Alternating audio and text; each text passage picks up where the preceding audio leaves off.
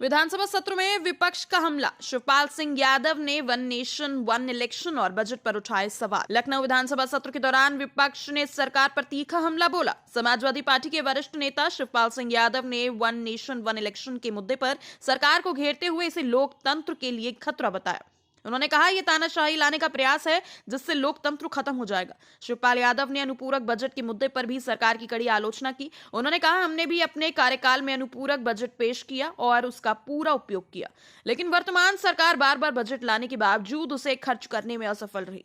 उन्होंने इसे संसाधनों की बर्बादी और सरकार की अक्षमता करार दिया। जी हां, सत्र के दौरान समाजवादी पार्टी ने बजट प्रस्तावों का विरोध करते हुए कहा कि सरकार जनता के लिए योजनाएं बनाने के बजाय केवल कागजी आंकड़ों में काम चला रही है। विपक्ष ने सरकार की कार्यशैली पर सवाल उठाते हुए कहा कि ये नीतियां आम जनता के हितों को नुकसान पहुंचा रही हैं।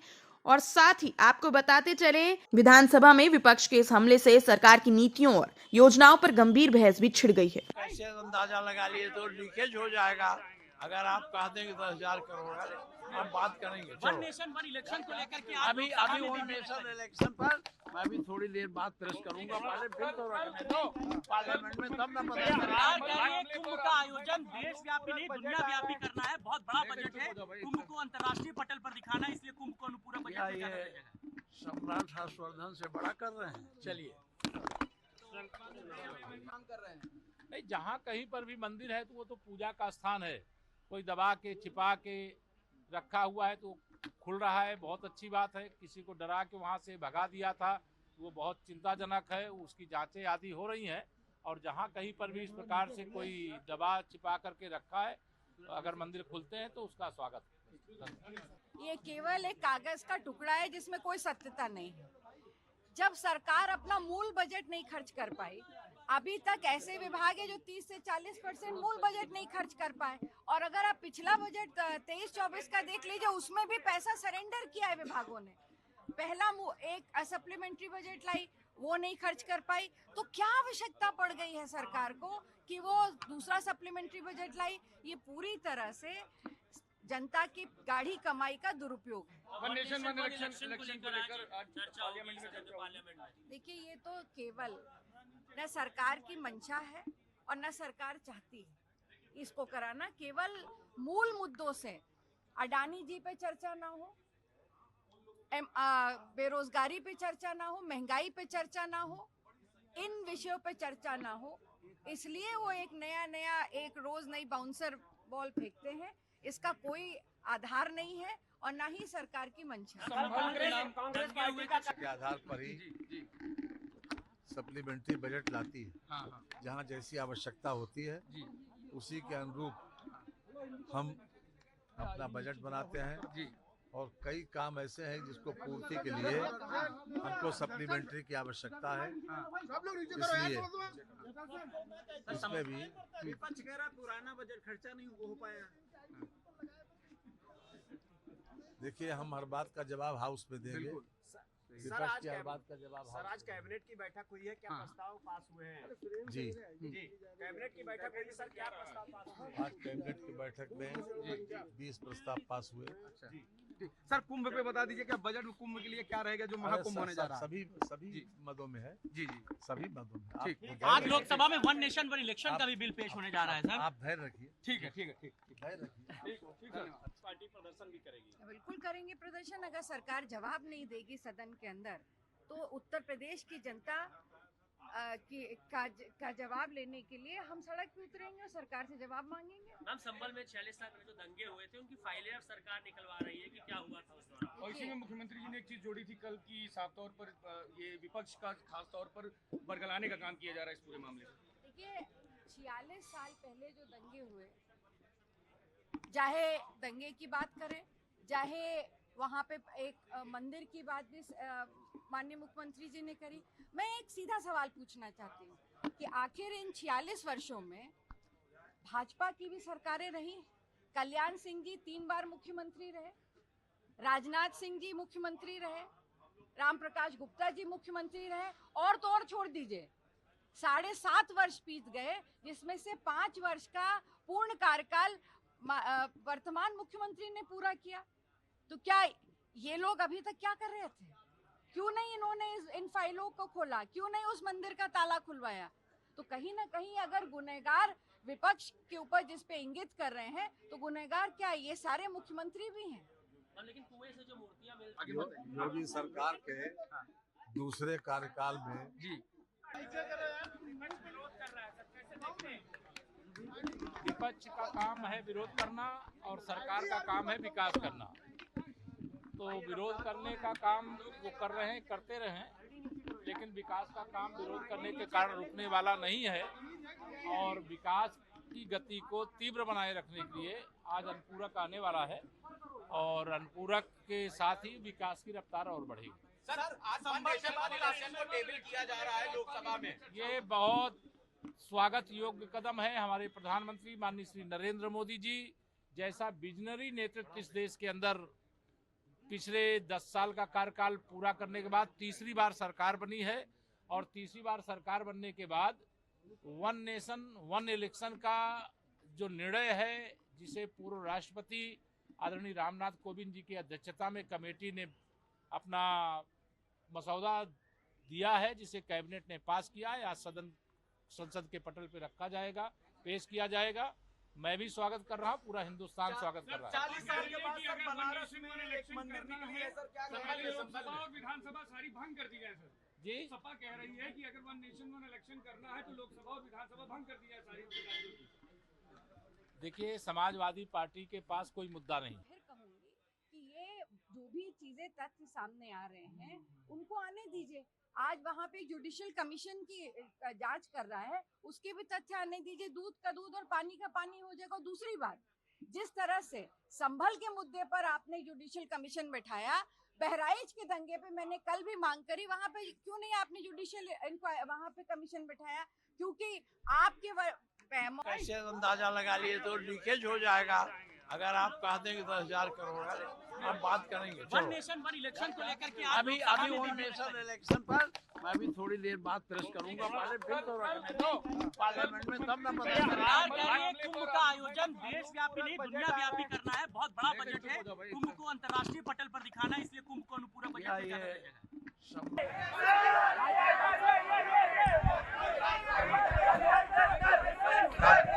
है क्या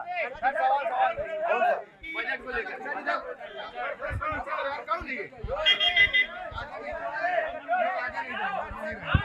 आज उत्तर प्रदेश के चतुर्मुखी विकास के लिए अनुपूरक बजट के माध्यम से हम सदन में आएंगे। प्रदेश के इंफ्रास्ट्रक्चर को मजबूती देने वाला होगा, महाकुंभ को और बेहतर बनाने वाला होगा और हर स्थिति में हम उत्तर प्रदेश राज्य को डेवलपमेंट के मोर्चे पर नंबर 1 पर लाने के लिए काम कर रहे हैं। लाइन ऑर्डर और मजबूत किया जाएगा। आप देखेंगे इस बजट के माध्यम से चतुर्मुखी विकास पूरी तरह से माइलस्टोन साबित होगा। ये अनुपूरक बजट आप वेट करिए, पूरे देश की जनता लंबे समय से इंतजार कर रही है वन नेशन वन इलेक्शन का। आज देखिए, पूरे देश में आक्रांताओं ने, जिहादियों ने भारत पे हमला किया था, सब जानते हैं। वक्फ संपत्ति नाम की कोई दुनिया में चीज नहीं है। 1200 से पहले भारत में एक मुसलमान नहीं था। पहली बात तो ये वक्फ की संपत्ति वापस होनी चाहिए टोटल। जिन जिन लोगों के साथ दुराचार हुए, बलात्कार हुए, उनकी जमीनें उनको वापस हो। वक्फ की जमीन उन लोगों की जमीन है जिनके साथ जातियां हुई हैं, उनको वापस होनी चाहिए। दूसरा, जो मंदिर मिल रहे हैं, अभी हम संभल भी पूजा करने जाएंगे, वहां का जाकर के पुताई कराएंगे सदन के बाद। बनारस के अलावा जामा मस्जिद भी शिव मंदिर है, उसको भी हमने एलजी को पत्र लिखा है। तो ये तमाम जगह जिस तरह का जो भारतीय संस्कृति को इन्होंने तहस नहस किया है, उसके पुनरुत्थान का समय है।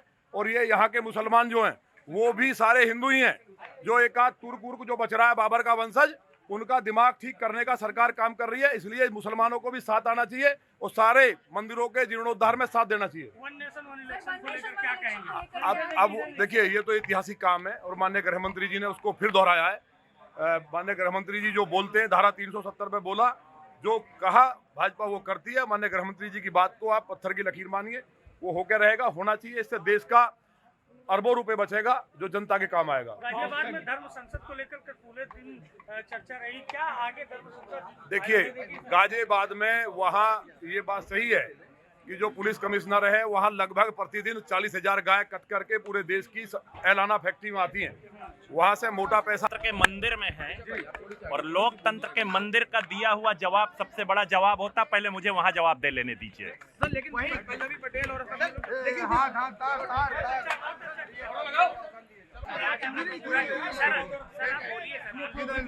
देखिए, आज उत्तर प्रदेश के विधानसभा का दूसरा दिन है। आज अनुपूरक बजट पेश होगा और यकीनन हमारी उत्तर प्रदेश की सरकार उत्तर प्रदेश के डेवलपमेंट के लिए ईमानदारी से काम कर रही है। आज जो ये अनुपूरक बजट पेश होगा, ये उसका जीता जाता उदाहरण है।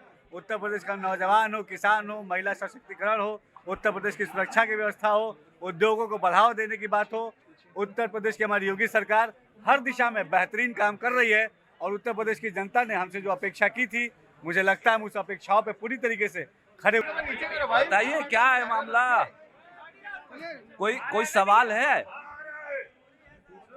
कोई सवाल हो तो बताइए। आज अनुपूरक बजट पेश करने जा रही है सरकार। बिल्कुल, आज विधानसभा और विधान परिषद में उत्तर प्रदेश के माननीय मुख्यमंत्री जी के नेतृत्व में अनुपूरक बजट पेश किया जाएगा, क्योंकि सरकार की प्रतिबद्धता है उत्तर प्रदेश के विकास को आगे बढ़ाने की। माननीय मुख्यमंत्री जी विकास को गति देने के लिए आज अनुपूरक बजट के माध्यम से अपनी योजनाओं को आगे बढ़ाएंगे। जी नहीं, वो विपक्ष हर बार अनुपूरक बजट लाते हैं और खर्च कर नहीं पाते हैं। क्या हम पूछना चाहते हैं इनको, क्या इन्होंने कहा था कि PWD की सड़कों के गड्ढे हम भर देंगे? क्या गड्ढे पूरे भर गए? क्या देखे इस वर्ष DAP के खाद के लिए मारामारी पड़ी हुई है और दे नहीं पाए हैं। खाद भी नहीं दे पाए हैं, बिजली भी नहीं दे पाए हैं, कोई काम पूरा नहीं कर पाए हैं, बजट खर्च नहीं कर पाए हैं। लेकिन केवल ये बजट ला करके बजट का बंदरबांट कर रहे हैं। संसद भवन में एक देश एक कानून का बिल आ रहा है, क्या कहेंगे आप? वन नेशन वन इलेक्शन पे क्या दिल्ली में? देखिए, समाजवादी पार्टी इसके विरोध में है और ये तानाशाही पर काम कर रहे हैं और तानाशाही देश में ला रहे हैं, लोकतंत्र को खत्म कर रहे हैं। शिवपाल जी, एक बनारस में मंदिर और मिला है मदनपुरा में, संभल के बाद, इस पर क्या कहेंगे? 40 साल पुराना मंदिर मिल गया अचानक। मुस्लिम देखिए, ये पूरे का पूरा पूरे देश का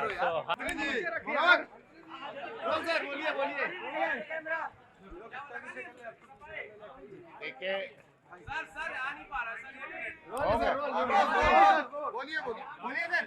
ये अनुपूरक बजट सत्र है। मैं अपनी सरकार को बधाई दूंगा और माननीय योगी जी को, वित्त मंत्री को विशेष रूप से। हम लोगों ने ज़्यादातर पैसे खर्च कर रखे उत्तर प्रदेश को सर्वोत्तम प्रदेश बनाने के लिए। जो भी आवश्यक कानून है, तमाम विधेयक लाए जाएंगे और बजट में, अनुपूरक बजट में जो आवश्यक है कि इससे काम को प्रगति पर लाया जा सके, जो बीमारू प्रदेश था उसे सर्वोत्तम प्रदेश, विकास का प्रदेश बनाया जा सके, उसके लिए हम लोग काम कर रहे हैं। अब विपक्ष के पास कुछ है नहीं, काम किया ही होता तो जनता उन्हें बाहर क्यों करती है? हंगामा उनका काम है, नकारात्मक मैसेज डालना। जनता के हितों में ये सदन बना। मैं उम्मीद रखता हूँ सभी साथी विपक्ष मिलकर जनता के पैसे का और जनता के समय का सदुपयोग करेंगे और उनके हितों में कानून बनवाएंगे और बजट सत्र में अनुपूरक बजट पास करेंगे।